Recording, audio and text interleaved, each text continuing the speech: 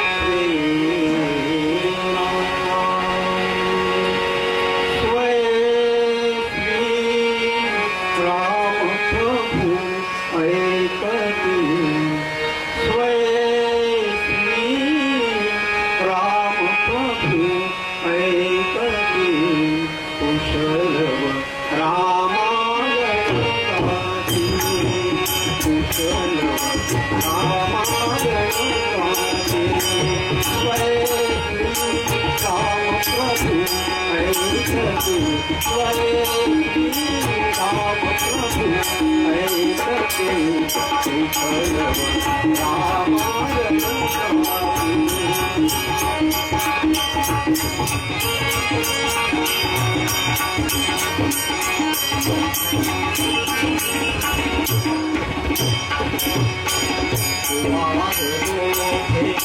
एक भयाचे कठीण पितळे मार्गोधे एक भयाचे कठीण पितळे पुत्र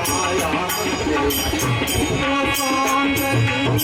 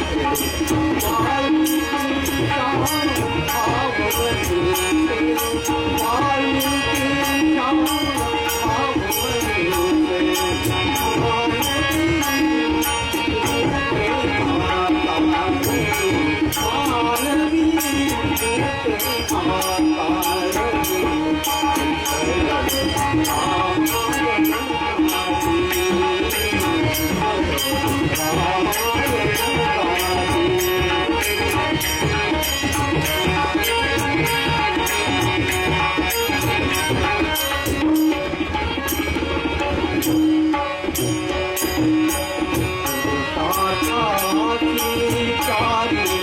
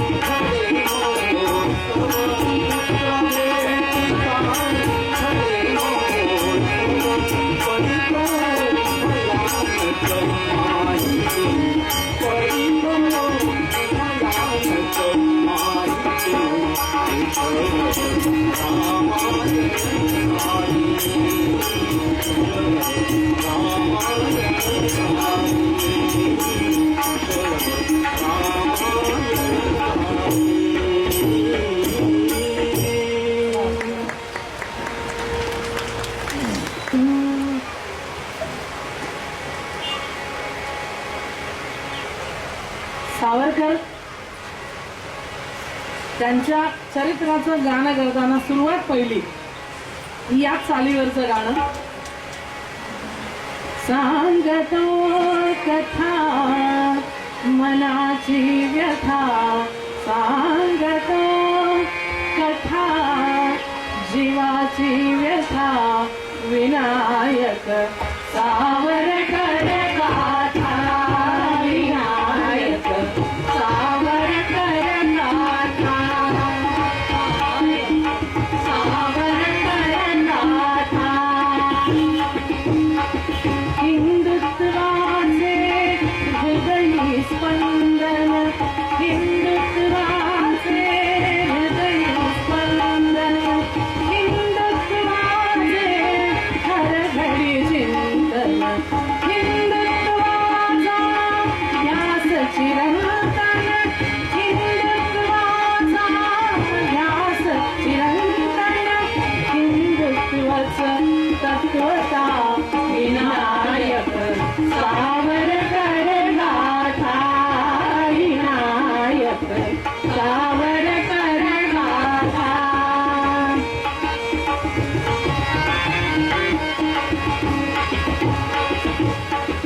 सखी उपेक्षा नित्य सहचरी सखी उपेक्षा नित्य सहचरी घोर निराशा सदाच पदरी घोर निराशा सदाच पदरी सळली नाही मती केळ भरी सळली नाही मती केळ भरी सोडून स्वीकृत पथा विनायक सावर कर गाथा विनायक सावर कर गाथा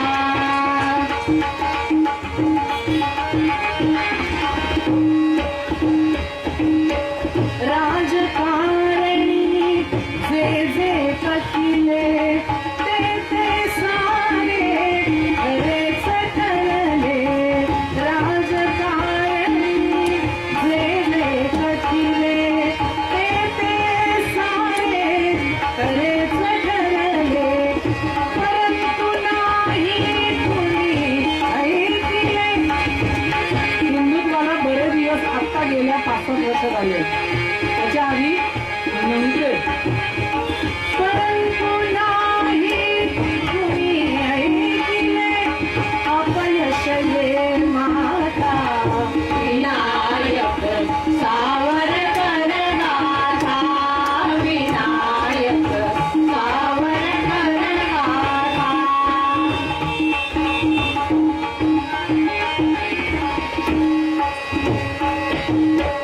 देह झिजविला जैसे चंदन देह झिजविला जैसे चंदन नयनाचे जाळले निरांजन नयनाचे जाळले निरांजन उदपत्ती परी सुगंध देऊन उदपत्ती परी सुगंध देऊन ते किया माता विनायक सावर कर गाथा विनायक सावर कर गाथा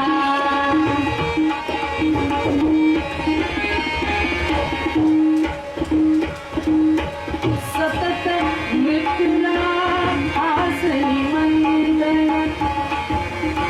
इंग्रज सरकारने त्यांच्यावर लावलेले आरोप एवढे भयंकर होते की बहुधा यांना फाशीच होईल असं सगळ्यांना वाटत होतं आणि अनेक वेळा स्वतः सावरकरांनी लिहून ठेवलंय सतत मृत्यूला खास निमंत्रण घाबरला यमराजा पण म्हणून करीती ते आत्मार्पण म्हणून करीती ते आत्मार्पण ज्ञानेश्वर तत्वता विनायक सावर कर गाथा विनायक सावर कर गाथा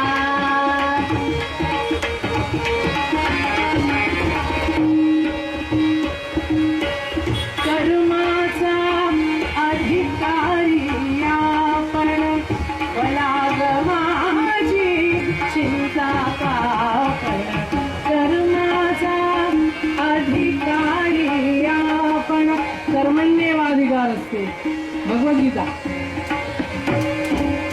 कर्माचा अधिकारी आपण बलागमाची चिंता कापण चिंता करीती श्रीनारायण चिंता करीती श्रीनारायण जगलाही गीता विनायक सावर कर गाथा विनायक सावर कर गाथा विनायक सावर कर गाथा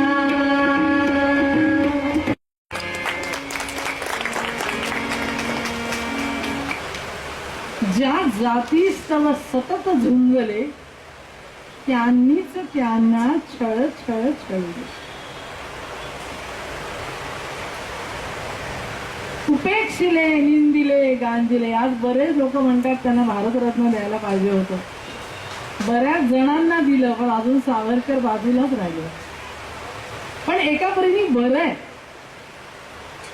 स्वतः सावरकरांना त्यांचे कार्यवाह बाळाराव सावरकर यांनी एकदा म्हटलं होतं की का हो तुम्हाला द्यायला पाहिजे होतं खरं म्हणजे, बाकी आयरे गैरे नथू खैरे सगळे तुम्ही कसे वंचित राहिलं. त्यावेळेला सावरकरांनीच त्याला विचारलं आपल्या कार्यवाहाला, काय रे या भारतरत्नांपैकी 10 जणांची माहिती निदान नावं तुला सांगता येतील का. एक 2-3 आठवले आपल्याला आठवलं का बघा पटापट भारतरत्न कोण कोण झाले ते नाही आठवत. अरे म्हणलं एवढी तर किंमत आहे त्याला, उपयोग काय मला ते पदव्या बिदव्या घेऊन. बॅरिस्टरची पदवी पास झाली म्हणजे परीक्षा पास झाली पण पदवी मिळाली नव्हती बरं त्यांना. कारण 2, एक म्हणजे त्यांच्या क्रांतिकारक कार्याची पार्श्वभूमी आणि दुसरी महत्वाची गोष्ट इंग्लंडच्या सिंहासनासमोर गुडघे टेकून खाली बसायचं आणि तिथे शपथ घ्यायची असायची, I will be loyal to the king and queen. म्हणजे इंग्लंडच्या राजा आणि राणीशी मी निष्ठावंत राहील. ते म्हणले नाही, माझी निष्ठा माझ्या देशाशी, मी निष्ठावंत राहील माझ्या देवाशी, मी निष्ठावंत राहील माझ्या राष्ट्राशी. इंग्लंडच्या राजसिंहासनाशी निष्ठा ठेवण्याचा संबंध काय. परक्या शत्रूशी निष्ठा म्हणजे स्वतःच्या देशाशी द्रोह आहे. माझ्या देशावर ज्यांनी गुलामगिरी लादली त्या इंग्रजाच्या राजसिंहासनासमोर गुडघे टेकून मी बसणार नाही, मी ही शपथ घेणार नाही. आणि म्हणून परीक्षा पास होऊन सुद्धा पदवी न मिळालेला हा माणूस नाही घेतली पदवी. आता सगळे नंतर त्यांना बॅरिस्टर म्हणत होते, पदवीचा कागद कुठे कोण विचारायला येते. डॉक्टर ऑपरेशन करतो, तुम्ही काय करायला विचारायचं MBBS आहे का, अंक आहेत का, तंक आहेत, कुठली आहे, किती टक्के मार्क मिळाले होते. पण त्याचं कौशल्य काय कामातलं हे बघितलं जातं. त्यामुळे पदवी न घेता पण ते बॅरिस्टर झाले होते. आपल्याला शरयू तीरावरी अयोध्या हे गाणं ऐकायचंय. अयोध्या आपण रामराज्य रामराज्य म्हणतो, रामराज्य चांगलं पाहिजे, चांगलं उत्तम राज्य कुठलं तर रामाचं. पण रामाच्या वडिलांचं बघा काय राज्य आहे ते. नुसतं वडिलांचं नव्हे तर इक्ष्वाकू, मनु, रघु, दिलीप, हरिश्चंद्र, किती नावं सांगू. राम किती वेळ माहितीये का, मूळ पुरुषापासून 40वा राम आहे. एवढे सगळे एकाहून एक उत्तम राजे. अयोध्या मनुनिर्मित नगरी, या अयोध्येच्या राजसिंहासनावर किती बसले, राम 40वे आहेत. आपण म्हणतो ना गेल्या 40 पिढ्यात आमच्याकडे असं झालं नाही, रामाच्या 40 पिढ्या. आणि ज्यावेळेला एखादे माणसं म्हणतात राम म्हणजे काय, ते काल्पनिकच आहे. आपल्याला तो सेतूचा वर्णन झालं तर माहिती, राम सेतू भारताची मुख्य भूमी आणि श्रीलंका याच्यामध्ये तो वर्ण सॅटेलाइट मधनं सुद्धा दिसतो बरं का तो पूल. अजून समुद्राच्या खाली गेलाय, आता तो बुडलाय, पण अजूनही त्या ठिकाणी दगडांची अखंड रांग आहे. आणि तरी सुद्धा ही इटालियन बया म्हणते राम तर काय काल्पनिक आहे. आमचे धर्मेंद्र महाराज म्हणून पंचखंड पीठाधीश्वर जयपूरचे रामदासी पद्धतीचं त्यांचं, रामदासांनी जी अनेक मठ स्थापन केले त्यातला तो एक जयपूरचा मठ आहे. आणि त्याच्यावरती पंचखंड पीठाधीश्वर धर्मेंद्र महाराज, सिनेमातला नव्हे, महाराज आहेत ते. नावासारखी नावं असतात ना. मध्यंतरी आमच्याकडे परीक्षेमध्ये एक प्रश्न आला होता की राजगड कुठे आहे, भूगोलाचा प्रश्न. राजगड कुठे आहे माहिती आपल्याला, राजगड कुठे आहे. छत्रपती शिवरायांची पहिली राजधानी राजगड आहे. रायगड नंतर बांधली त्यांनी. त्याच्या आधीची पहिली जी राजधानी आहे ती पुणे जिल्ह्यामध्ये राजगड नावाचा गड आहे. ते माहितीच नव्हतं, मुलांनी पाठच केलं नव्हतं, पण ती दादरमध्ये राहणारी मुलं होती आणि त्यामुळे राजगड कुठे आहे असा प्रश्न आला. त्यांनी लिहून ठेवला DL वैद्य रोडवर आहे. DL वैद्य रोडवर कधी गेलात तर मठाच्या समोरच्या बिल्डिंग वरती राजगड म्हणून मोठी पाटी होती, कारण राज साहेबांचा तिथे गड होता. नाम साधर्म्य, नाव सारखंच. कशावरून चाललं होतं आपलं नाव सारखं असू शकतं. आता ही अयोध्या, हे सगळे रघुराजापासून मनूपासून त्याच्या आधीपासून कसं राज्य चालवत होते ते या आपल्या काव्यामध्ये आहे. अयोध्या मनु निर्मित नगरी, शरयू नदीच्या तीरावरती, शरयू तीरावरी अयोध्या. शरयू तीरावरी अयोध्या, मनु निर्मित नगरी. अयोध्या मनु निर्मित नगरी. शरयू तीरावरी अयोध्या,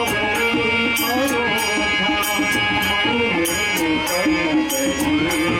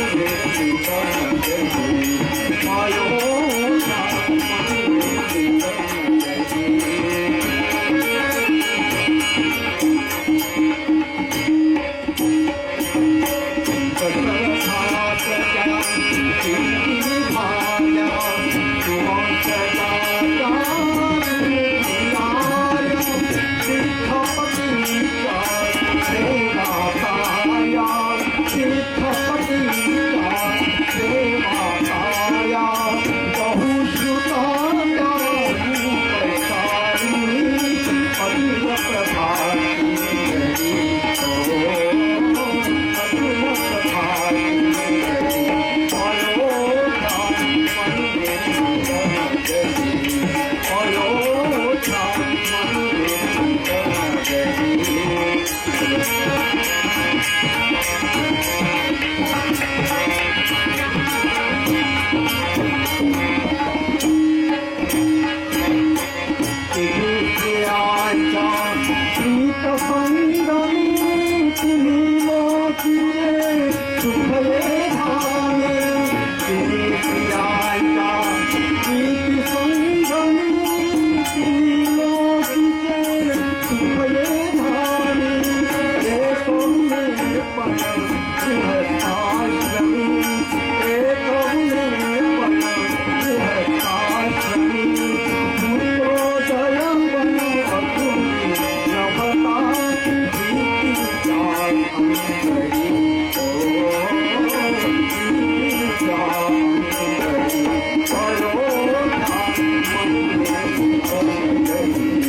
अयोध्या मनु निर्मित नगरी.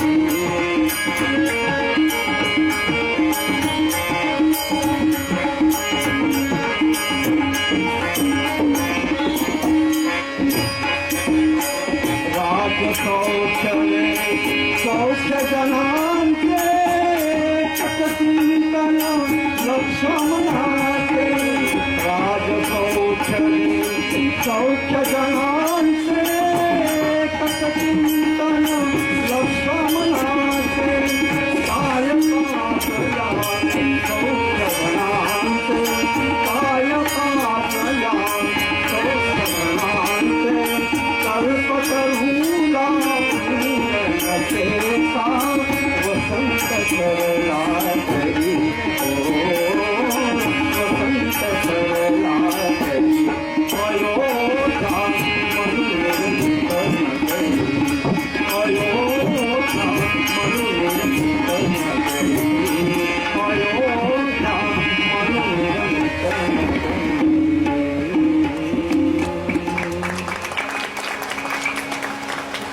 अतृप्तीचा कुठे न वावर, नगरी घरी अंतरी, सगळ्यांना संपूर्णपणे संतुष्ट करेल असं राज्य. अवघड आहे ना, काय अवघड. सावरकरांच्या बाबतीमध्ये एकदा असं झालं. सावरकर अंदमानातून, आता काय हे ओळीनी सगळी कथा येणार नाहीये बरं का, आपल्याला वेळेच्या आणि गाण्यांच्या निवडीप्रमाणे मागे पुढे होईल. अंदमानातून नंतर त्यांना रत्नागिरीमध्ये 13 वर्ष ठेवले होते. त्यावेळेला त्यांनी सामाजिक सुधारणांचं काम हातात घेतलं. कोणी म्हणतात की त्यांना दुसरं काहीच करायला नव्हतं म्हणून त्यांनी हे केलं, असं नसतं. प्रत्येक गोष्टीची प्रायोरिटी ठरलेली असते. आणि मग जातीभेद, अस्पृश्यता या ज्या गोष्टी आहेत की ज्यांच्यामुळे आपला समाज थोडा मागे पडतोय, आणि विशेषतः विज्ञान निष्ठा, विज्ञानाने लावलेले शोध आपण वापरतो. वीज चालू आहे, विजेच्या वापरावरती काही निर्बंध नाही, वाटेल तेवढी वापरतो. आता काय आपण फक्त केव्हा तरी रोमॅन्टिक म्हणून कॅन्डल लाईट डिनर वगैरे, हा, पण एरवी वीज आहे आपल्या घरात. म्हणजे हे सगळे विज्ञानाचे शोध आपण रोज वापरतो, पण विज्ञान निष्ठा जी आहे ती काही सगळीकडे असतेच असं नाही. बरोबर उलट वागतो आपण. मूळ हेतू जो धर्माचा आहे त्याचं उलट. सावरकरांनी ज्या वेळेला अस्पृश्यता निवारण, जातीभेद हे जेव्हा सांगितलं, धर्मामध्ये कुठेही जातीभेद नाही, वर्ण वेगवेगळे आहेत. चातुर्वर्ण्यं मया सृष्टम गुण कर्म विभागतः. प्रोफेसरचं काम करणारा, शिक्षकाचं काम करणारा, ज्ञान देणं आणि घेणं हे काम ब्राह्मणाचं आहे.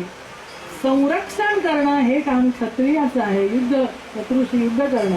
तर जन्म कुठे झाला हे नाही, कर्म काय, गुण काय, व्यापार, उद्योग, व्यवसाय हे वैश्याचं, आणि सेवा, चाकरी हे शूद्राचं काम. याच्यासाठी जन्मजात असायची गरज नाही. तर सावरकरांनी हे मोडायचा प्रयत्न केला की जातीभेद जाती असतील, पण त्याच्यात भेद असू नये, मनाचा भेद असू नये. मी मोठा आणि हा लहान, किंवा हा मोठा आणि तो लहान, ही भेदाची भावना असू नये. त्यावेळेला त्यांच्यावर सनातनी लोक भयंकर चिडले. आणि त्यापैकी एकाने तावाने म्हटलं, आज जर पेशवाई असती तर काय झालं असतं, या सावरकराला हत्तीच्या पायी दिला असता. आमच्या धर्मात ढवळाढवळ करतो म्हणून. सावरकर म्हणाले, अरे तुम्हाला कल्पनाच करायची आहे ना, पेशवाई असती तर काय झालं, तर चांगली तरी करा की रे. कल्पनाच करायच्या तर चांगल्या करा. मग पेशवाई असती तर माझ्या विजयी सेना दोन्ही ध्रुवापर्यंत गेल्या असत्या, विद्या विज्ञान सगळं वाढलं असतं. असं काहीतरी चांगली करा. कारण अटके पार गेलेच होते, पेशव्यांनी अटके पार झेंडे लावले होते राघवादादांनी. आणि जेवढी म्हणून भारतावरती आक्रमणं झाली होती त्यांच्यापैकी बऱ्याच लोकांना, म्हणजे छत्रपती शिवराय, संभाजीराजे, राजारामराजे, ताराराणी आणि त्यानंतर पाठोपाठ पेशवाई सुरू झाली. जवळजवळ 100 वर्ष भारताला हिंदुस्थान, हिंदू राष्ट्र बनवण्याचं काम या मंडळींनी केलंय. मग काहीतरी चांगला विचार करा. अरे पण चांगला विचार तरी कोणाला सुचणार आहे? ते म्हणले, कुंभारांच्या स्वप्नात गाढवच गाढव आणि गाढवांच्या स्वप्नात उकिरडे सुकिरडे. स्वप्न कोण पाहत आहे? कसं पाहत आहे? एक मोठं स्वप्न मलाही पाहू द्या. आमची जर आज पेशवाई असती तर सगळं जग जिंकून आलेला पेशवा हा शिवरायांचा वंशज आहे. वंशज म्हणजे मुलाचा मुलगा नाही, ते कार्य पुढे नेणारा. आणि विजयाचा सण आला असता आणि झेंडा, विजयी झेंडा, विजय ध्वज आकाशामध्ये गेला असता हिंदू राष्ट्राच्या, अशी उदात्त कल्पना करू दे. जे रामराज्य येईल यावं अशी आम्ही सारे हिंदू सतत प्रार्थना करत असतो रामाला. ते रामराज्य कसं असतं त्याचं हे चित्र आहे. विजयाचा सण आला.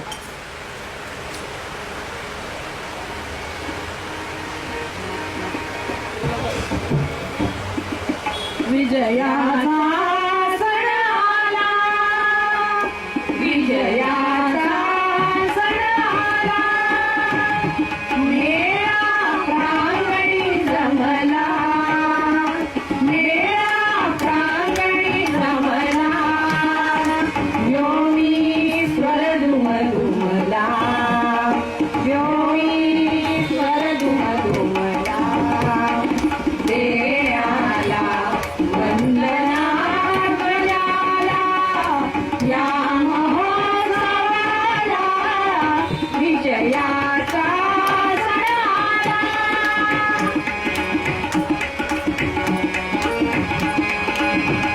कंपित पदाती बाजी गजरथ रणवेरी, कंपित पदाती बाजी गजरथ रणवेरी, अत्याधुनिक तोफा अणवस्त्रे भारी, अत्याधुनिक तोफा अणवस्त्रे भारी, आकाशी चढता ध्वज वाजली तुतारी, आकाशी चढता ध्वज वाजली तुतारी, करित पुनश्चरण सर्व सैन्य शस्त्रधारी, करित पुनश्चरण सर्व सैन्य शस्त्रधारी, सेनानी हा पहिला,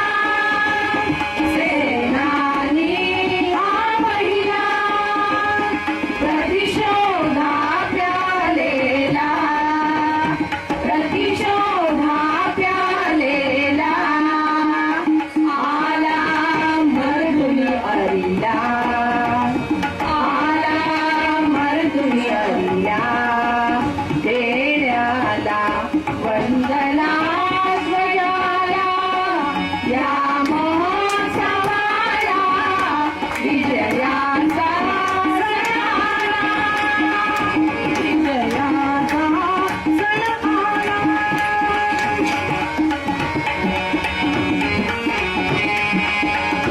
छळण्याला जे जे या भारतात आले, छळण्याला जे जे या भारतात आले, शक्तपदा घाताले सर्व ते निघाले, शक्तपदा घाताले सर्व ते निघाले, शक्तिशाली भूवरचे देश मानलेले, शक्तिशाली भूवरचे देश मानलेले, पाहून सशक्त राष्ट्र आज नम्र झाले. रशिया, इंग्लंड, दुबई, पाहून सशक्त राष्ट्र आज नम्र झाले, राजदूत गण जमला, राजदूत गण जमला, ध्वज गगनी जरी चढला, ध्वज गगनी जरी चढला, जोडून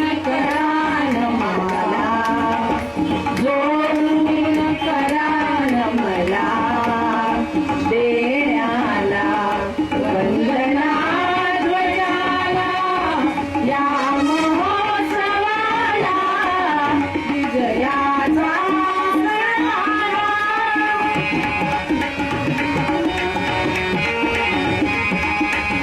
ध्रुवदोनी हिंदू राष्ट्र संघ आक्रमितो ध्रुवदोनी हिंदू राष्ट्र संघ आक्रमितो वैद्यक वाणिज्य कला क्षेत्र शोधतो तो वैद्यक वाणिज्य कला क्षेत्र शोधतो तो अवकाशी फिरुनी कुणी विश्वशोध घेतो अवकाशी फिरुनी कुणी विश्वशोध घेतो रत्नाकर शोधून देशरत्न होतो रत्नाकर शोधून देशरत्न होतो विद्या विज्ञान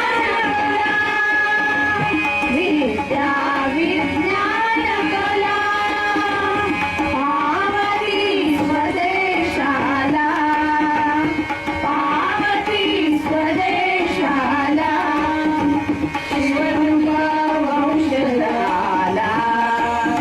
शिवनुग वंशजाला देण्याला वंदना ध्वजाला या महोत्सवाला विजयाचा सणाला विजयाचा सणाला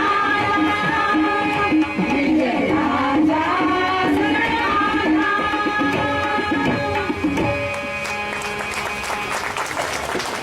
उद्याच्या महाराजांचं हे चित्र आहे विजयाचा सण आला पराक्रमाचा उत्साहाचा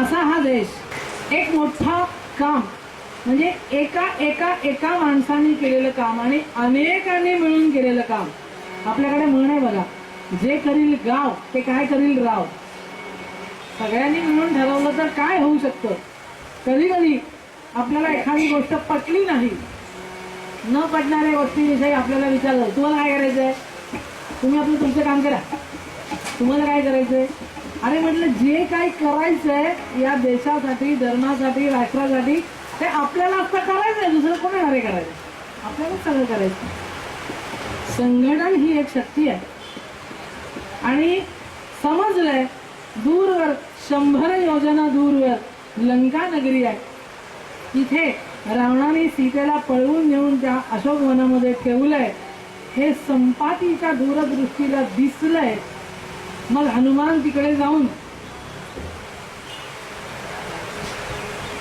शोधून आला सीतेला आणि तिकडे जाऊन त्याने आणखीन एक उद्योग केला माहिती आपल्याला नासधूस तर केलीच अशोकवनाची झाडं पाडली आणखीन एक मोठा उद्योग केला काय बरं केला माहिती आपल्याला हा लंकेचं काय केलं लंका जाळली अरे काय विचार आहे मारुतीवरती आरोप करता हो तुम्ही जाताना इथून तो पेट्रोलचे कॅन घेऊन गेला होता का नाही निदान काळ्या पेटी तरी ते पण नव्हतं त्याच्याजवळ मग त्याच्या शेपटीला कोणीतरी चिंध्या गुंडाळल्या कोणी रावणाच्या लोकांनी म्हणजे रावणाने त्याच्यावर तेल ओतलं कोणी रावणाच्या लोकांनी म्हणजे रावणाने पेटवलं कोणी रावणाच्या लोकांनी म्हणजे रावणाने मग लंका जाळली कोणी रावणाने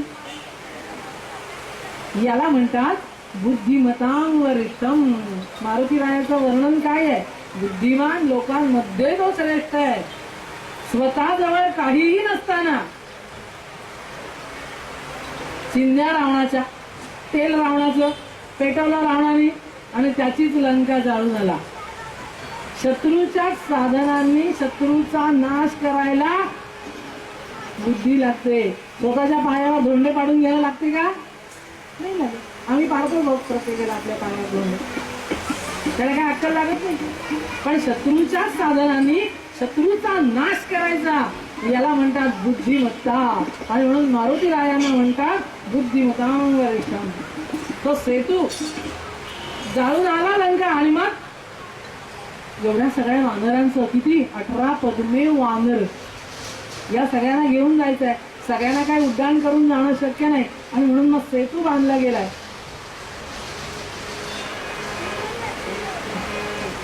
सेतू बांधा रे, सेतू बांधा रे, सेतू बांधा रे, सेतू बांधा रे, सेतू बांधा रे सागरी, सेतू बांधा रे सागरी, सेतू बांधा रे सागरी. सियावर रामचंद्र की जय.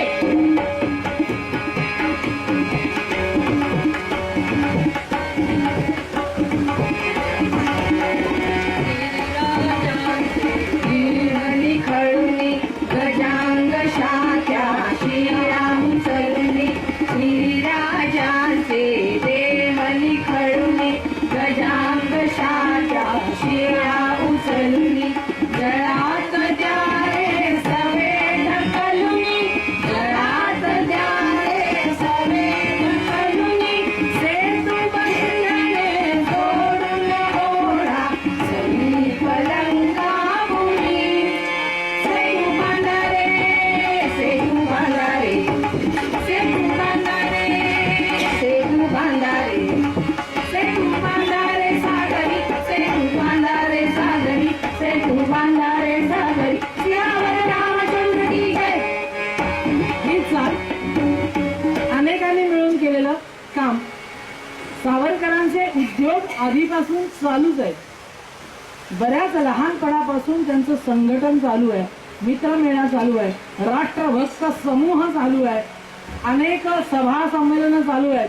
पण इंग्रजांच्या डोळ्यात बोचण्या इतके, भरण्या इतके असे जे प्रसिद्ध झाले ते म्हणजे परदेशी कापडाची पहिली होळी त्यांनी केली. लोकमान्य टिळकांनी सांगितलं होतं परदेशी वापरा, परदेशी मालावर बहिष्कार घाला. कोणी म्हणायला लागले आपण सगळे परदेशी कपडे गोळा करू आणि गरीब लोकांना देऊ. सावरकर म्हणले नाही, गरिबांना सुद्धा द्यायचे तर ते स्वदेशीच देऊ, परदेशी कोणीही वापरायचे नाही. मग काय करायचं? जाऊन टाका होळी. अरे काय म्हणलं, अरे त्याशिवाय तुमच्या मनामधला संताप इंग्रजी राज्याबद्दलचा, गुलामगिरीच्या विरोधातला हा इंग्रजाला समजणार तरी कसा? त्यासाठी त्याची होळीच केली पाहिजे. पुन्हा कोणी घ्यायचं नाहीच आणि ज्यांच्याजवळ आहे त्यांनी ते जाऊन टाक. आणि म्हणून मित्रमेळ्याची सगळी तरुण मंडळी लोकमान्य टिळकांकडे गेली. ते म्हणले एखादा उपक्रम करायचा, टिळक म्हणजे फार विलक्षण होते. ते म्हणजे पोरकटपणा असता कामा नाही, मोठा झाला पाहिजे कार्यक्रम. काय म्हणजे मोठा? गावागावात, गल्ल्या गल्ल्यात, बोळा बोळा, घराघरात जाऊन गाड्या भरभरून परदेशी कपडे गोळा केले, मोठी मिरवणूक काढली. रे मार्केटच्या मैदानावर प्रचंड मोठी होळी पेटली आणि लोकमान्य टिळकांनी त्या होळी समोर भाषण केलं. या होळीचा प्रकाश इंग्लंड पर्यंत जाऊन पोहोचेल.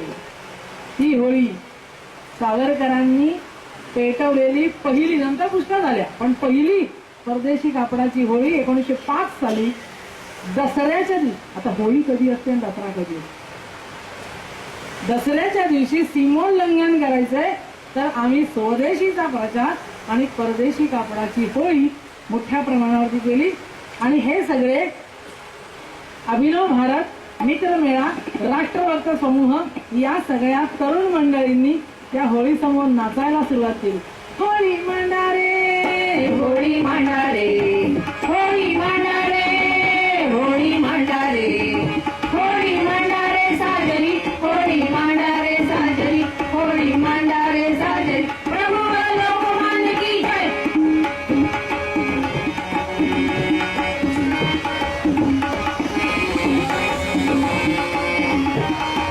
दारोदारी गिरवा झोळी, आळी आळी तुन त्या आलो.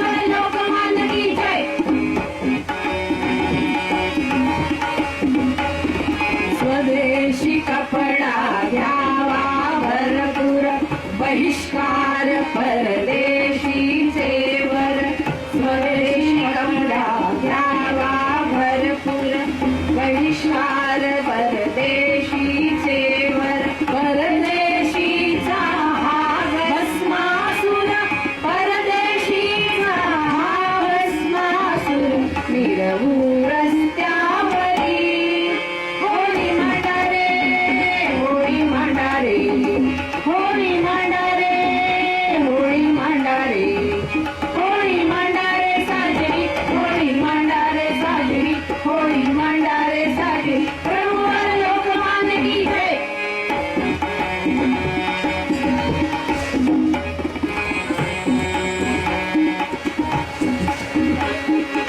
लोकमान्य टिळकांची आज्ञा परांजपे शिवराम प्रतिज्ञा लोकमान्य टिळकांची आज्ञा परांजपे शिवराम प्रतिज्ञा भाला भोपट करी अनुज्ञा भाला भोपट करी अनुज्ञा घेऊन नाचू तरी होळी मांडारे होळी मांडारे होळी मांडारे होळी मांडारे होळी मांडारे साजरी होळी मांडारे साजरी होळी मांडारे साजरी प्रभुवर लोकमान्य की जय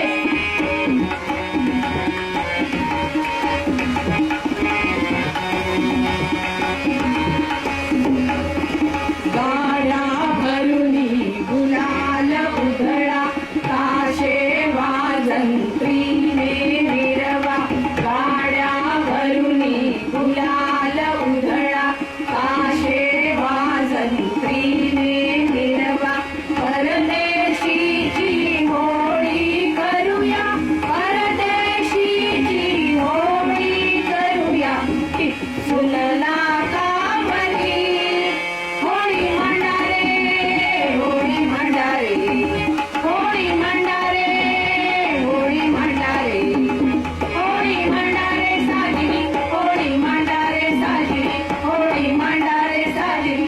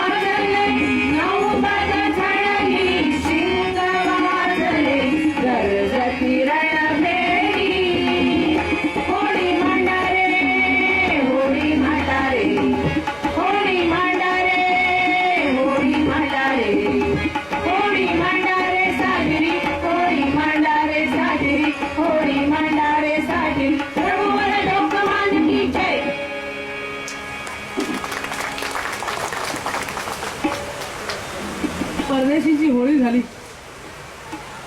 त्यानंतर बॅरिस्टर होण्याच्या निमित्ताने सावरकर इंग्लंडला गेले. त्या काळामध्ये जगभरामधले सगळे तरुण यांना आकर्षण होतं विलायतेचं.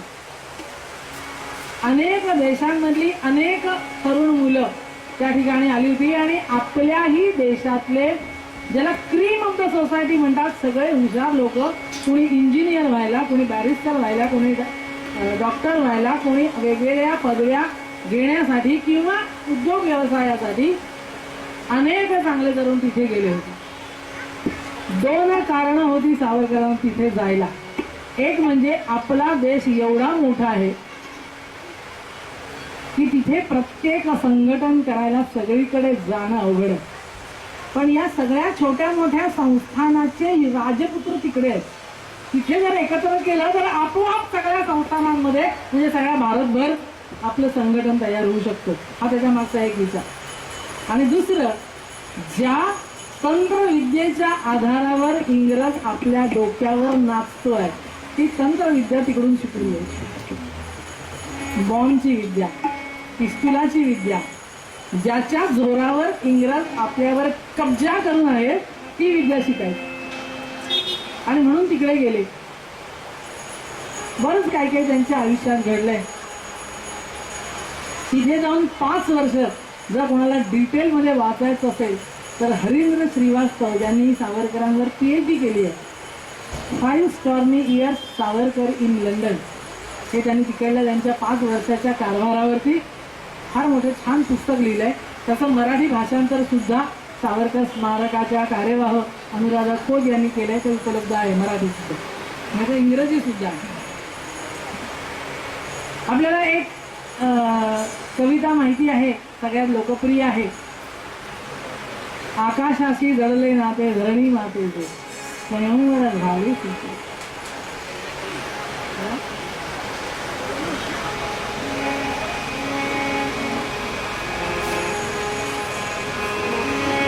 रामचंद्राने धनुष्य मोडलं आणि स्वयंवर झालं, पण लावलेला जिंकला. आकाशाशी जळले नाते धरणी मातेचे स्वयंवर झाले सुटे, स्वयंवर झाले सुटे, स्वयंवर झाले सुटे, स्वयंवर झाले सुटे, स्वयंवर झाले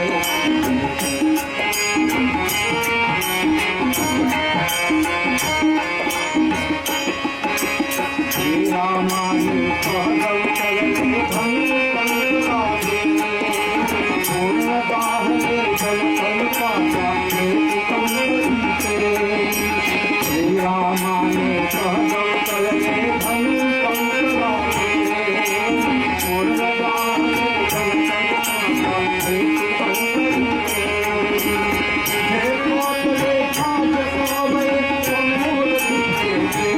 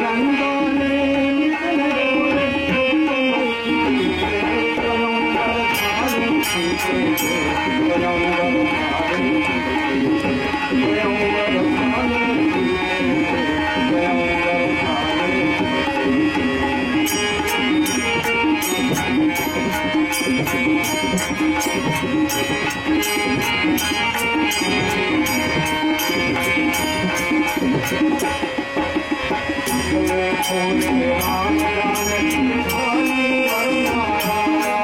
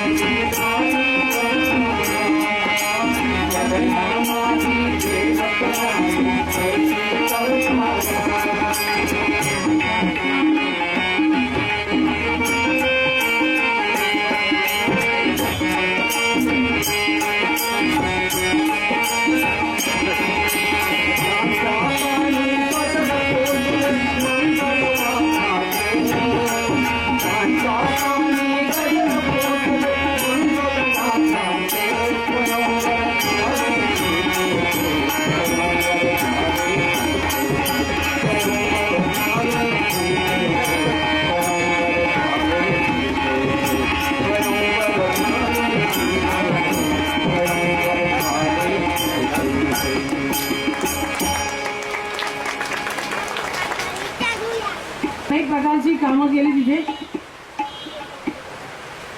आणि मग त्यांच्यावरती अनेक आरोप ठेवले. इतके भयंकर आरोप होते कारण त्यांच्या शिष्यांनी बरेच पराक्रम गाजवले होते. आपल्याला माहिती आहे मदनला धिंगराने कर्जनवाडीला गोळ्या घातल्या. या नाशिकच्या कलेक्टर जॅक्सनला आनंदा कानडेंनी गोळ्या घातल्या. दक्षिणेमध्ये कलेक्टर ॲशे याला वांचीनाथ अय्यर यानं अनेक पहिला बॉम्ब फुटला मुझफ्फरनगरला. त्या बॉम्बची रेसिपी हा शब्द बायकांना जास्ती माहिती आहे. तर कृती काय काय करायची थोडक्यात काय करायचं काय घालायचं किती उकळायचं आणि मग त्याचं काय होणार त्याला काय म्हणतो आपण. तर ते सगळं सावरकरांनी तिकडनं पाठवलेलं होतं. हेमचंद्र दास नावाचे त्यांचे सहकारी सेनापती बापट, सेनापती हे नाव त्यांना नंतर मिळालं. ही सगळी मंडळी त्या काळामध्ये मॅडम कामा होत्या, बॅरिस्टर सरदार सिंह राणा होते, VVS अय्यर होते, अनेक चांगली क्रांतिकारक मंडळी. नंतरही त्यांनी खूप काम केलं. अशी सगळी त्यावेळेला तिथे होती आणि त्यामुळे जे काही काम झालं जे आरोप ठेवले गेले त्याच्यावरनं बहुधा फाशी असं त्यांना स्वतःलाच वाटत होतं, त्यांच्या मित्रांना वाटत. पण खटला चालवायला मुंबईच्या भारताच्या सरकारने सांगितलं की सावरकरांना इकडे पाठवा. सावरकरांनी हे अर्ज केला की तुम्ही जे जे माझ्यावर आरोप ठेवले आहेत ती सगळी कामं मी इंग्लंडमध्ये बसून केली आहे तर इथे माझ्यावर खटला करा. कारण माहितीये का तुम्हाला भारतामध्ये एखाद्यावर अन्याय करणं फार सोपं असतं. इंग्रज राज्यकर्ता आपल्यावर म्हणून कितीही वाईट वाटला तरी सर्वसामान्य इंग्रज नागरिक हा न्यायप्रिय आहे, लक्षात घ्या. आणि त्यामुळे मोठ्या माणसांच्या मुलांना सगळे गुन्हे माफ. मग त्यांनी माणसं चिरडली असली तरी हरिण मारलं असलं तरी पुरावा काय, साक्षीदारालाच मारून टाकायचं, पुरावे नष्ट करायचे आणि अन्याय करणं हे भारतात सगळ्यात सोपं आहे. बरोबर आहे मी म्हणते, कसं झालं आपल्या. आणि म्हणून भारत सरकारने सांगितलं की जरी त्यांची कामं तिकडं झाली असली तरी खटला चालवायला इकडं आला. आणि म्हणून बोटीमध्ये चढवून पकडलेले सावरकर इंग्लंडमध्ये सापडले. ते त्याच्या आधी माझं सीने वगैरे सगळं होऊन गेलंय, क्रांतिकार्य होऊन गेलंय ब्रातांच्या समुद्र किनाऱ्यावर. आणि त्यांना भारतात आणत होते कशाला, खटला चालवायला. आणि त्यावेळेला मार्सेच्या समुद्र किनाऱ्यावर फ्रान्सचा दक्षिण किनारा 8 जुलै 1910 हा दिवस आहे. मंदवासरी बंध तोडले, मंदवासरी म्हणजे पहाटे पहाटे. मंदवासरी बंध तोडले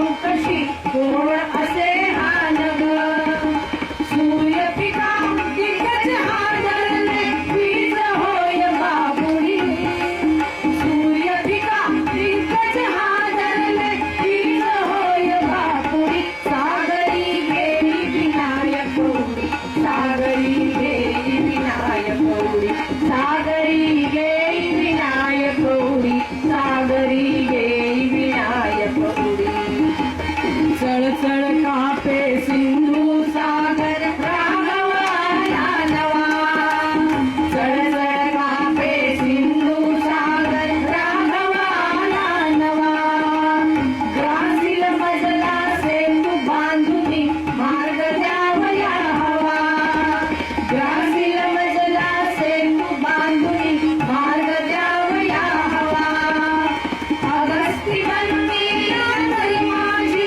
खेळी उचल बांगडी अगस्ती बनवी तरी माझी खेळी उचल बांगडी सागरी गेली विनायक गौरी सागरी गेली विनायक गौरी सागरी गेली विनायक गौरी सागरी गेली विनायक गौरी मासे निसची सुतला भूमी भारत भूमी विना मासे सची सुतला भूमी भारत भूमी विना विनायकाला भूमी नवती पाय ठेवण्या पुन्हा विनायकाला भूमी नवती पाय ठेवण्या पुन्हा शेवटचा हा प्रयत्न केला करूया दातडी शेवटचा हा प्रयत्न केला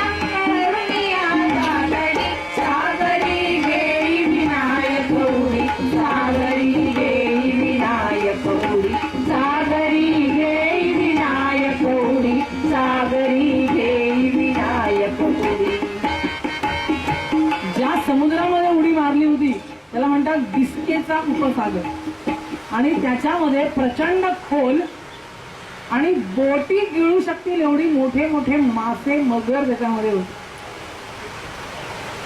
पोहले किती वेळ असेल फार थोडा वेळ असेल पण पाठीमागून बंदुकीच्या गोळ्या डागल्या जात असताना त्या चुकवत निसटणं आणि या अशा तऱ्हेच्या पुन्हा उडी कशी मारली होती माहित आहे तुटलेल्या काचेच्या गोल खिडकीमधून जी जेमतेम अंग बाहेर येईल इतकी लहान होती आणि हे सगळं घासत घासत काचा अर्धवट फुटलेल्या होत्या आणि त्यामुळे अंगाला घासत घासत बाहेर पडले होते खिडकीतनं आणि समुद्रात खाऱ्या पाण्यात उडी मारायच्या. कल्पना करा वेदना काय असू शकते कल्पनाच कर. एक एवढंसं बोट कापलं भाजी चिरताना आय आय आय आय करत बसतो आम्ही दिवसभर. तिथून संपूर्ण सोलला गेलेलं आहे शरीर काचेच्या तुटक्या लहानशा खिडकीमुळे आणि खाऱ्या पाण्यात उडी मारायची आहे आणि हे समजल्यावर मागणं गोळ्या मारतायत त्या चुकवत पाण्याखालून पोहत जायचं. कल्पनाच करा किती अवघड असेल हे प्रकरण. मारुतीने समुद्र उल्लंघन टाकलं आपल्याला माहिती आहे. बोटी गिळती अशी दांडगी जाती जलचरे बोटी गिळती अशी दांडगी जाती जलचरे तिथे घ्यावया उडी अचानक पवनपुत्र संचरे तिथे घ्यावया उडी अचानक पवनपुत्र संचरे मृत्युंजय हा कैलासपती बालनेत्र उघडी मृत्युंजय हा कैलासपती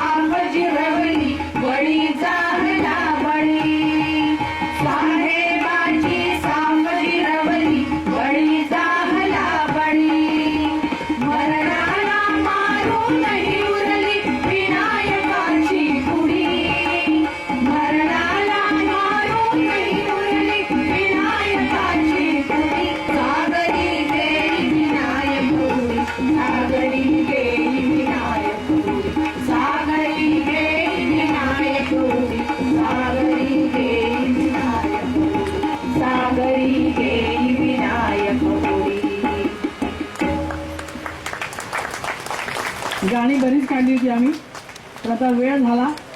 हा, प्रत्यक्षामध्ये असं म्हणतात की 12 ही रामजन्माची वेळ आहे, पण आपण आहोत कुठे पश्चिम किनाऱ्यावर.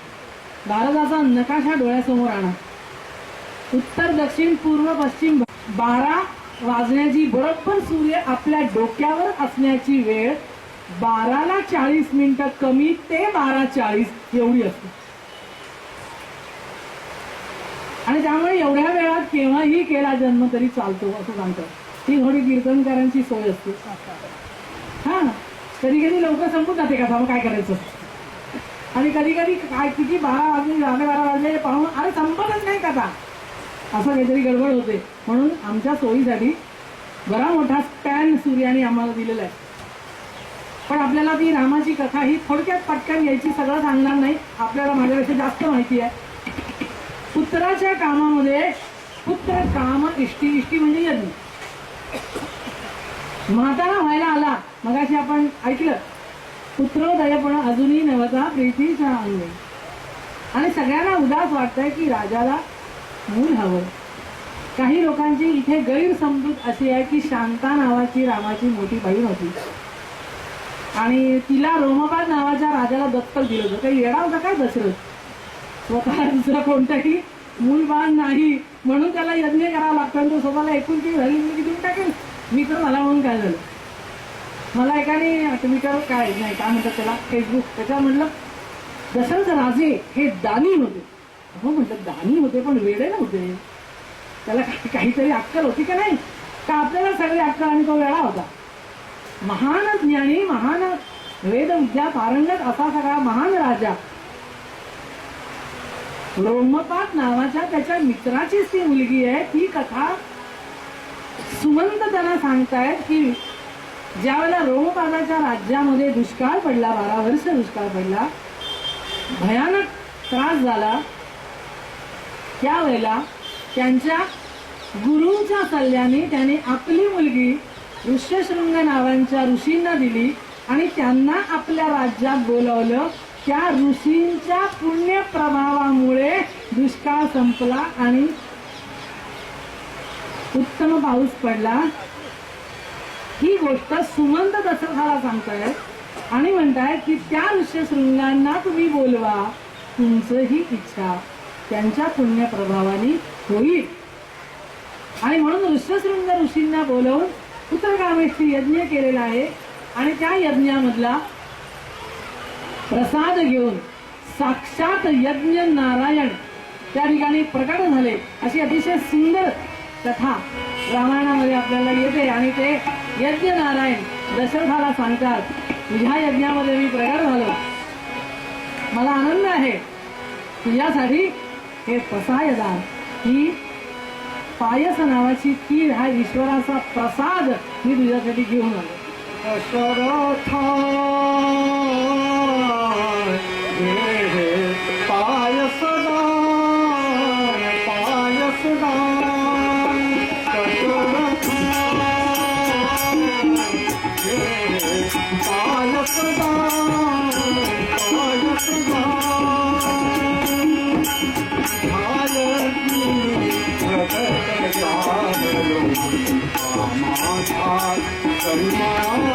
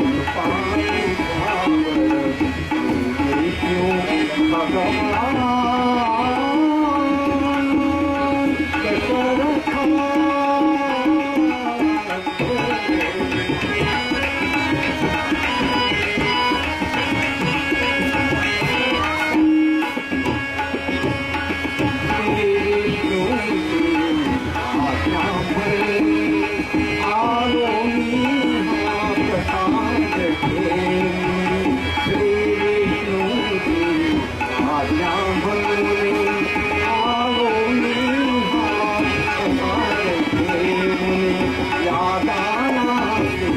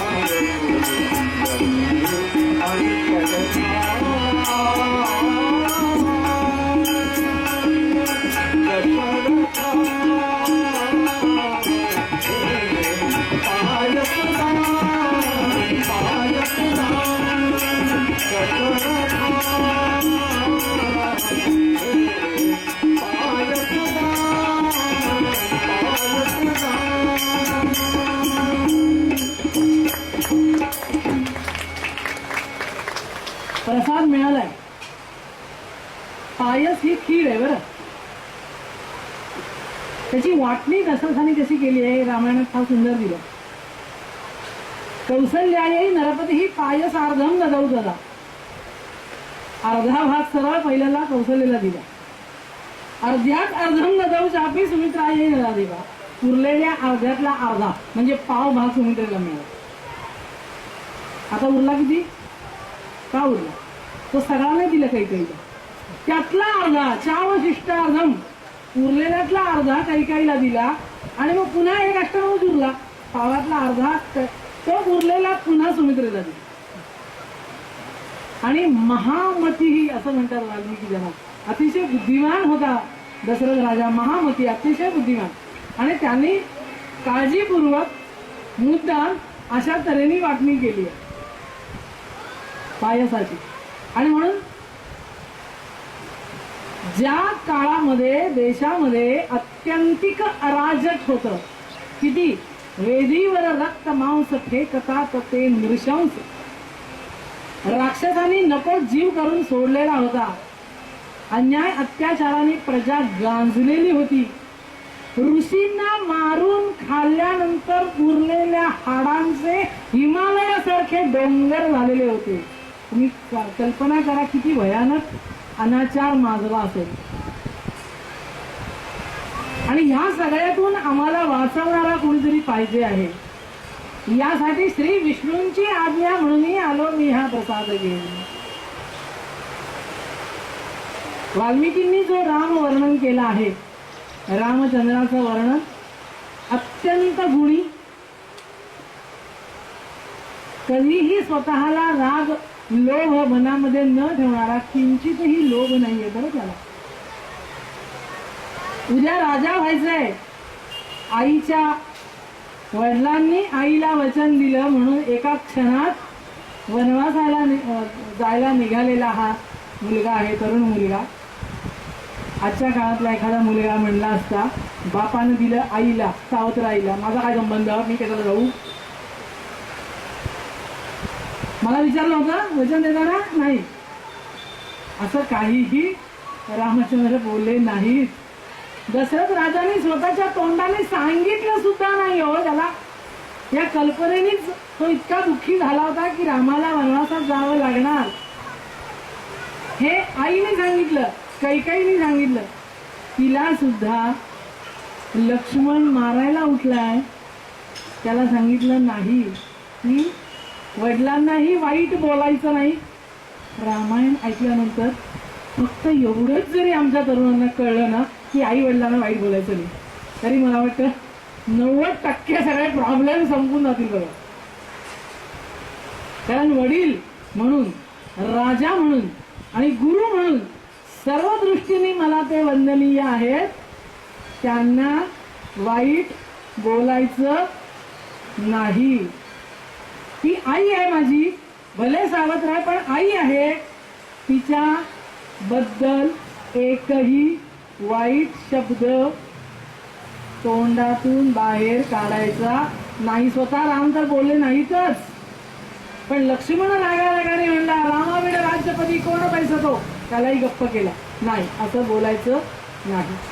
हा गुण जो आहे रामाचा, गुण जो आहे, रामाचं वर्णन करताना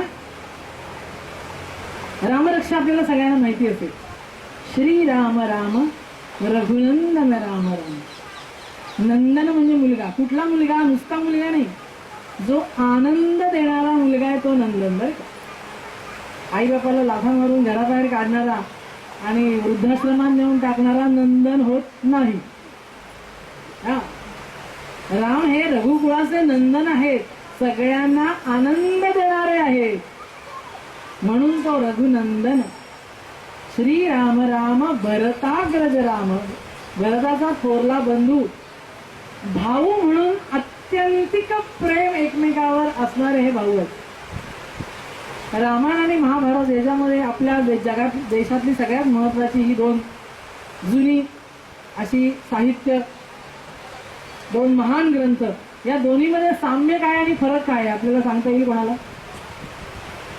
साम्य असं आहे, दोन्हीमध्ये भावाभावातलंच भांडण आहे, बरोबर आहे. पण रामायणामध्ये दुसऱ्याच्या हक्कासाठी भांडण आहे, महाभारतामध्ये आपण हक्क लुटून घ्यायचं भांडण आहे. हा फरक आहे, भावाभावाचंच भांडण. एक पुण्यात्मा स्वर्गात गेला. चित्रगुप्त नावाची एक आपल्याकडे संकल्पना आहे, पाप पुण्य त्याचं नोंद करतो. तो म्हणतो तू इतका पुण्यवान आहेस की तुला स्वर्ग आणि नरक या दोन्हीची एकदा फेरी मारून आणणार आहे, काय असतं बघ तरी. हा, मग तुझं काय असेल ते आपण स्वर्ग नरक ठरव. पहिल्यांदा गेले नरकात. तिथे लंच टाइम झालेला होता. लंच टाइम नाही का आपल्याला? सगळेजण जेवायला बसलेत. तिथे गोम अशी आहे की हाताचं हे जे कोपर आहे ना याचा अंदाज नाहीये, म्हणजे हे वाकतच नाही, काढ जाणार. मग तो घ्यायचा घास आणि असा वरनं टाकायचा. मग कुठेतरी डोळ्यात पडतोय, नाकात पडतोय, फेकायचा प्रयत्न करायचा. तो कुठेतरी इकडे जातोय, तिकडे जातोय. कुणाच्याही तोंडात सुग्रास अन्न समोर आहे पण कोणीही सुखाने 2 घास खाऊ शकत नाही. याला म्हणतात नरक. सगळं आहे पण उपभोगता येत नाही, त्याला म्हणतात नरक. आणि मग म्हणले स्वर्गात जाऊया आता. तिथे पण सेम टाइम, लंच टाइम. तिथे पण प्रॉब्लेम हाच होता की हाताचा सांधाच नाहीये, त्यामुळे हात वापरतच नाहीये. पुण्यात पण म्हणायला लागला चित्रगुप्ताला, हे काय दाखवतोस तू मला, इकडून येतेस तिकडे. नाही म्हणलं, पुढे जाऊन बघ, पुढे जाऊन बघ. जरी कंडिशन तीच असली, जरी प्रॉब्लेम तोच असला, तरी स्वर्गातले लोक मध्ये ताट घेऊन समोरासमोर बसले आहेत. पानातला घास उचलायचा, समोरच्याला वळवायचा, हात वाकवता येत नाहीये पण समोर जाऊ शकतो. समोरच्याला घास घ्यायचा, याला वळवायचा, याला म्हणतात स्वर्ग. दुसऱ्याच्या सुखाचा विचार केला की तुझंही पोट भरतं. केवळ मलाच हवं, मलाच हवं, मी मी मी मी मी मला माझं असं करत बसशील, तिथे नरक निर्माण होईल. आणि समोरच्या दुसऱ्याच्या सुखाचा विचार करशील तेव्हा तुलाही सुख मिळेल. हा स्वर्ग आणि नरक याच्यामधला महत्वाचा फरक. रामराज्य यायचं म्हणजे पृथ्वीवर स्वर्ग निर्माण व्हायचा, जे त्या दशरथाच्याही राज्यात आहे. दशरथ दुःखी झालेला आहे, पण राम हा इतका गुणी आहे. दशरथ म्हणतो मला बंदी बनव आणि तू राज्य घे. राम असं कधीही करणार नाही, हेही दशरथाला माहिती आहे, म्हणून त्याला दुःख जास्त होतं. इतक्या सगळ्या गुणांचा समुच्चय असलेले राम. रामायणामधल्या सगळ्या व्यक्तिरेखा एकाहून एक चांगल्या आहेत बरं का. सुग्रीव बघा तोही उत्तम आहे, हनुमान बघा तोही उत्तम आहे, मंदोदरी बघा तीही उत्तम आहे. ती नेहमी रावणाला जागा करते, अधर्माने वागू नकोस, तो ऐकत नाही, ती गोष्ट वेगळी. काय महिला मंडळी, जनरली सगळ्यांना अनुभव हा असतो ना, कितीही सांगा तुम्ही ऐकत. हा सगळ्यांचा अनुभव. मंदोदरी वारंवार विनवणी करते की तू सीतेला त्रास देऊ नको, परत दे, ऐकत नाही. विभीषण सांगतो, ऐकत नाही.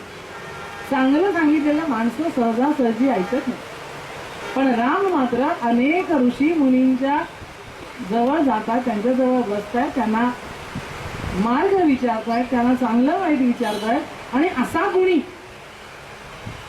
आम्हाला जर रामाचं राज्य यावं असं वाटत असेल तर आमचे वडील नेहमी सांगायचे, तुम्ही आम्ही हनुमंतासारखं त्याचं भक्त व्हायला पाहिजे, मारुतीसारखं कार्य करता व्हायला पाहिजे.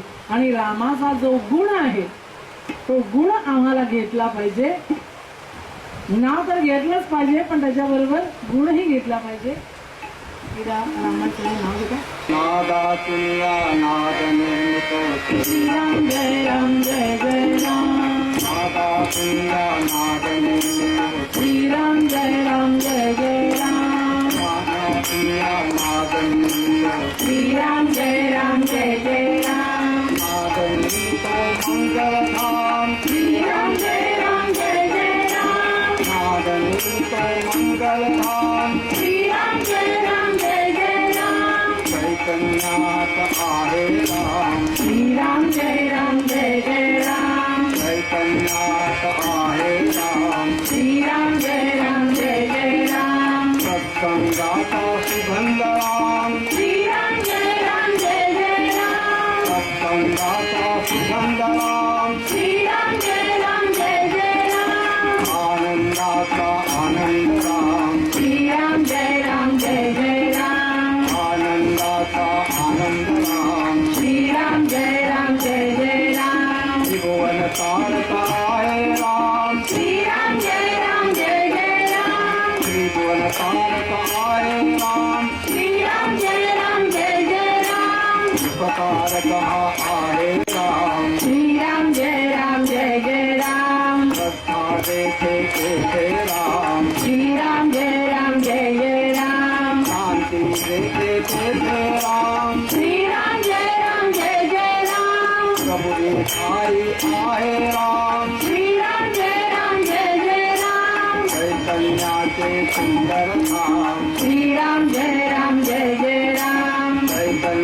ते सुंदर धाम श्रीराम जय राम जय जय राम पुरुषोत्तम परमेश्वराम श्रीराम जय राम जय जय राम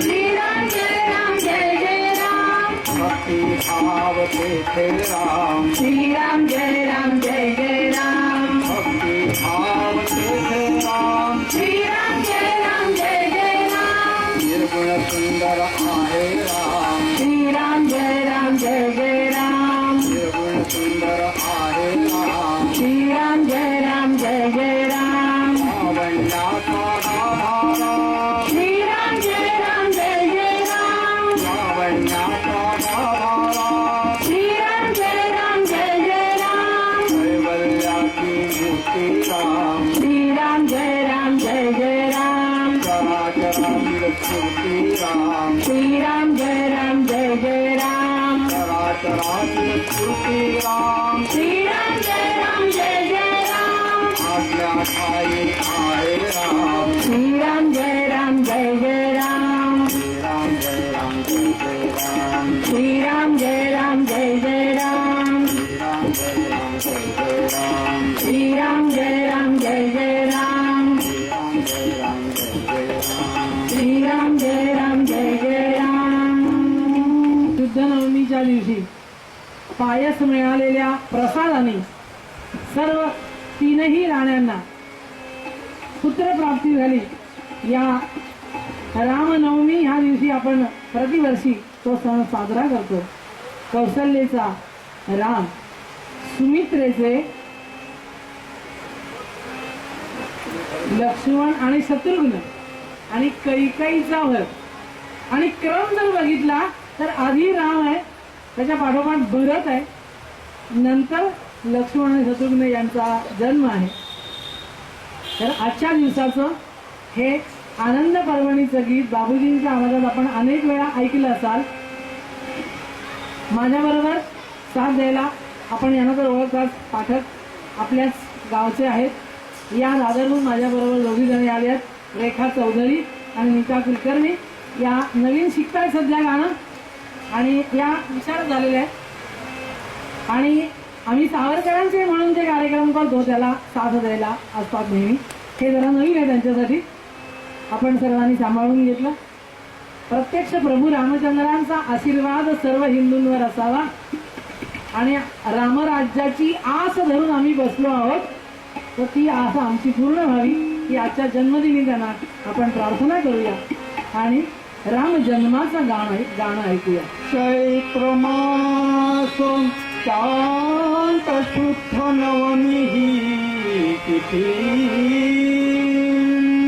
गंधयुक्त तरी वात कृष्ण हे किती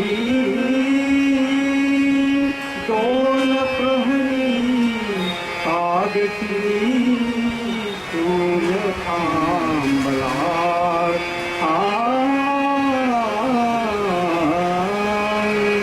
राम जन्मला राम जन्मला राम जन्मला गणपती राम जन्मला राम जन्मला गणपती राम जन्मला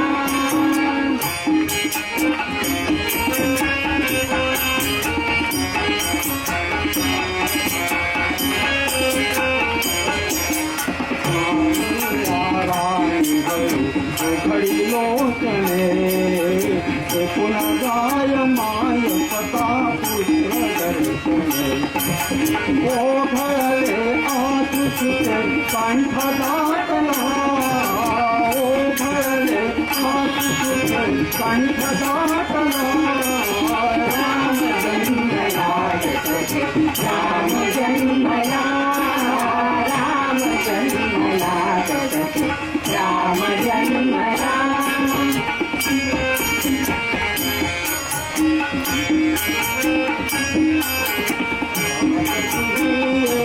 नवी कौश पर्वणी आनाऊन हंबरल्या हेनु अंगणी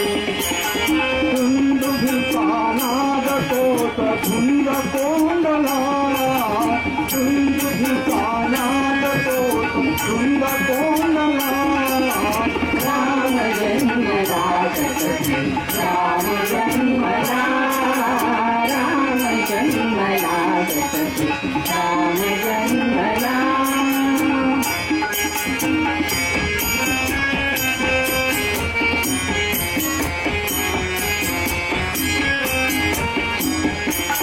माताई सुखद गली कोकली गली हे हातून राजपती आवले कुणी युवतीचा पंध एक घाट चालला युवतीचा पंध एक घाट चालला राम जन्मला जगती राम जन्मला राम जन्मला जगती राम जन्मला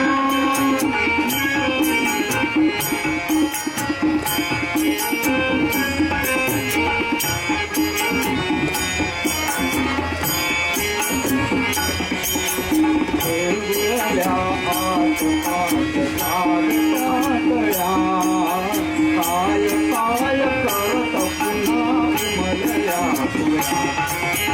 उच्चार देवाईच्या हसन बोलला उच्चार देवाईच्या हसन बोलला राम जन्मला जगती राम जन्मला राम जन्मला जगती राम जन्मला राम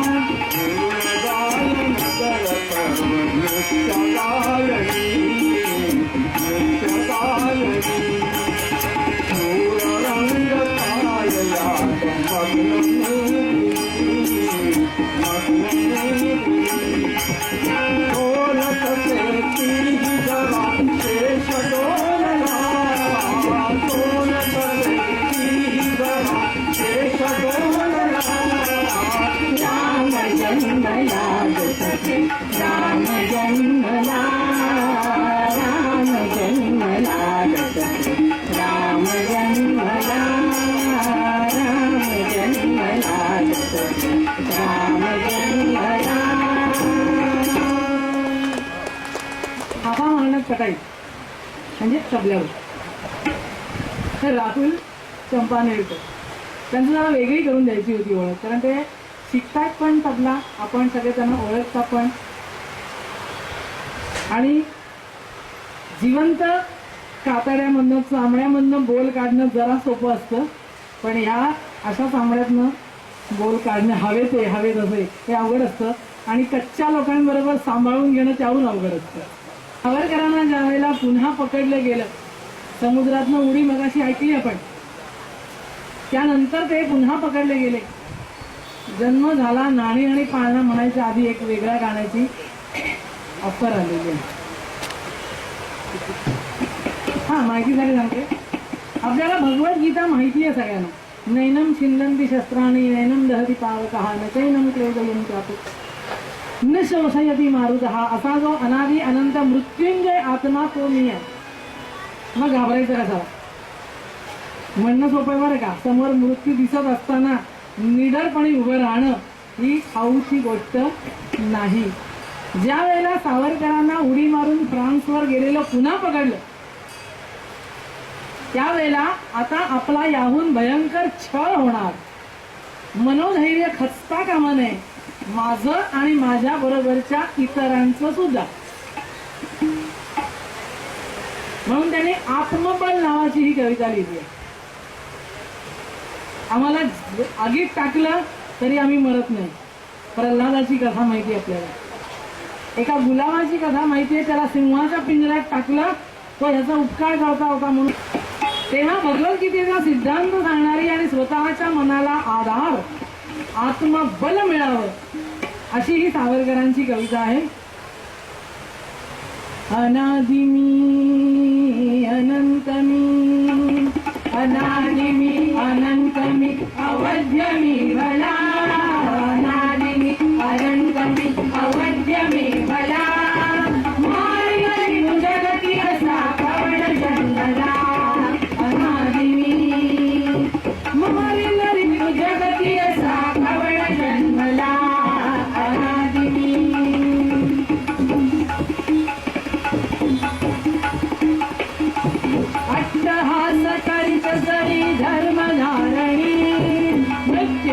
गाठ घाल मी भुसेरणी अट्टहास करक जरी धर्मधारणी मृत्यूशीच गाठ घाल मी भुसेरणी अग्नी जाळी मजसीना खडग छेदितो अग्नी जाळी मजसीना खडग छेदितो विऊन मला व्याड मृत्यू पळत सुटतो विऊन मला व्याड मृत्यू पळत सुटतो पुरारी पूतया स्वये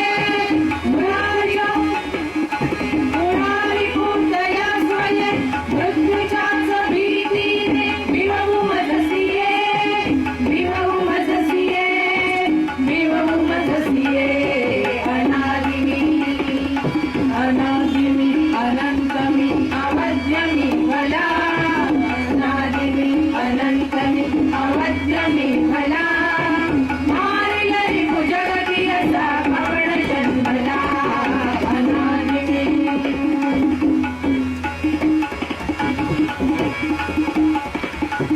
लोटी हिंस सिंहाच्या पंजरी मला नम्रदास समचातील तो पदांगुला लोटी हिंस सिंहाच्या पंजरी मला नम्रदास समचातील तो पदांगुला कल्लोळी ज्वालाच्या फेकीशी जरी हटून धवली रचिल शीत सुप्रभावली प्रल्हाद कल्लोळी ज्वालांच्या फेकीशी जरी हटून रचिल शीत सुप्रभावली आण तुझ्या तोफा मलथूर सैन्य ते आण तुझ्या तोफा मलथूर सैन्य ते यंत्र तंत्र शस्त्र अस्त्र आग होते यंत्र तंत्र शस्त्र अस्त्र आग होते हला हला त्रिनेत्र जो हला हला त्रिनेत्र जो मी तुम्हासी कैसाची घेऊन जिरवितो घेऊन जिरवितो घेऊन जिरवितो अनादिमी अनंतमी अनादिमी अनंतमी अवध्यमी भला अनादिमी अनंतमी अवध्यमी भला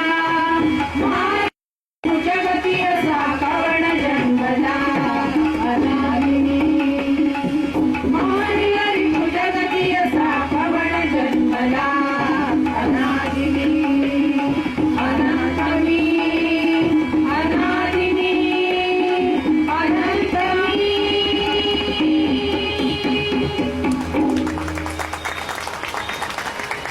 स्वातंत्र्यवीर सावरकरांची कविता आहे. लहान बाळ जन्माला आलं सामान्यतः 12 दिवसांनी नाव ठेवायचं असतं. 12 दिवस थांबायला आपल्याला वेळ आहे का? आपण 12 मिनिटाच्या आत पुढचं काम करून टाकणार आहोत. कारण बाळाला न्हाणी घालतात. न्हाणी न्हाणी न्हाणी न्हाणी त्या निर्मळा पे न्हाणी हो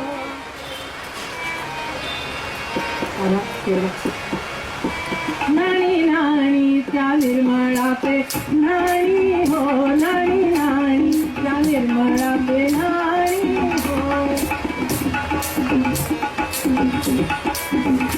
खाणी तिचिया भागाची कोण वाणी हो खाणी तिचिया भागाची कोण वाणी हो न्हाणी न्हाणी त्या निर्मळा पे न्हाणी हो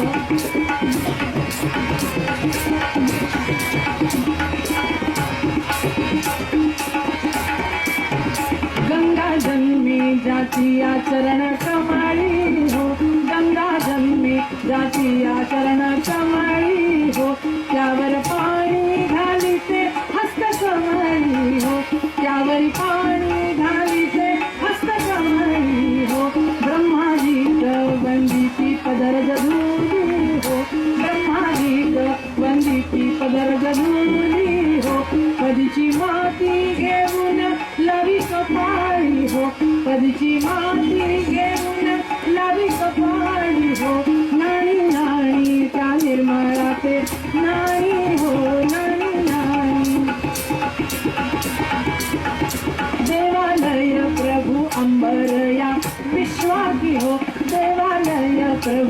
अंबर या विश्वाची हो अंगच्याचे पुसोनी वस्त्रे घाली हो अंगच्याचे पुसोनी वस्त्र घाली हो सर्वात माझो व्यापक अणुरेणूची सर्वात माझो व्यापक अणुरेणूची मुखने तयाचे कर्णकोटी हो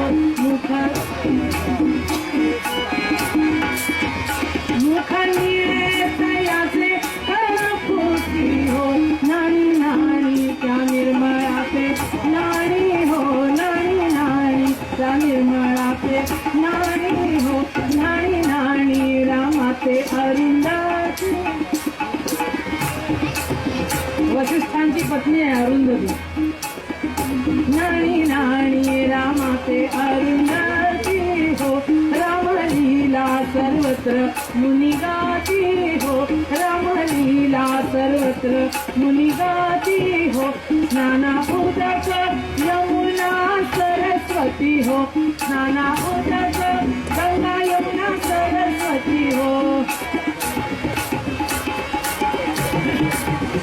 ज्याचा स्नेहे वसिष्ठादी ऋषीमुनी हो ज्याचा स्नेहे वसिष्ठादी ऋषीमुनी हो त्या रामाचे न्हाणिले प्रीतीने हो त्या रामाचे न्हाणिले प्रीतीने हो नाणी नाणी त्या निर्मळाचे नाणी हो नाणी नाणी नाणी नाणी नाणी नाणी त्या निर्मळाचे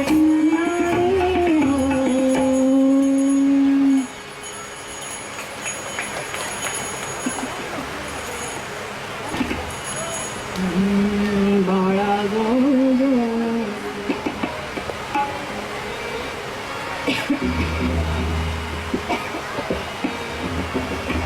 कौशल्याच्या मुलाचं नाव ठेवलं आहे रामचंद्र कैकेयीचा भरत सुमित्रेचे 2 लक्ष्मण आणि शत्रुघ्न बाळा जो रे कुलभूषणा दशरथ नंदना निद्रा करी बाळा मनमोहना राम लक्ष्मणा बाळा जो रे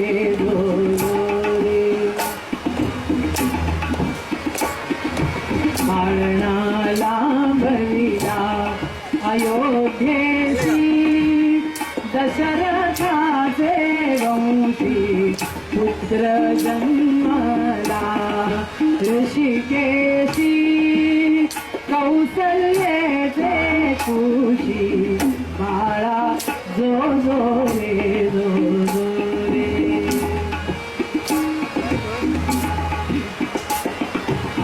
मालवी कौसल्या सुंदरी धरुणी ज्ञान दोरी पुष्पे वर्षियली सुरवारी गर्जती जय जयकारी बाळा रो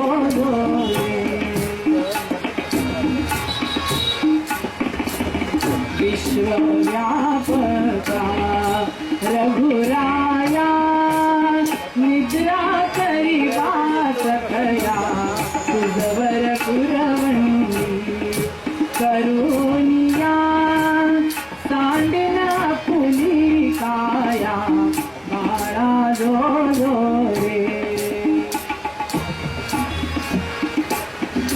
येऊन वसिष्ठ सत्वरा सांगे जन्मांतर राम परब्रह्म साचार सातवा अवतार बाळा जो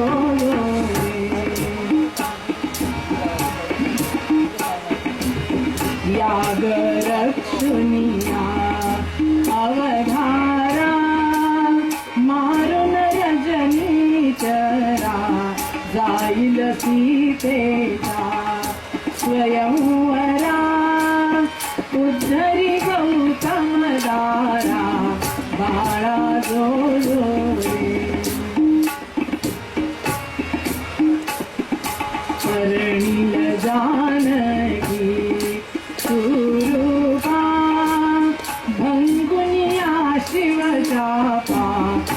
रावण लज्जित महाकोप पण नवे हातोपा बाळा जो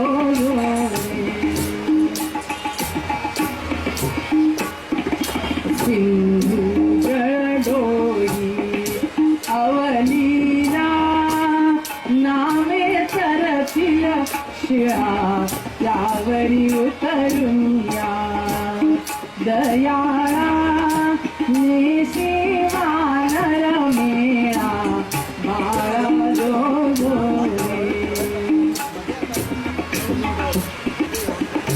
समूळ मर्दोनी रावण स्थापिल विभीषण देव सोडविले संपूर्ण आनंदले त्रिभुवन बाळा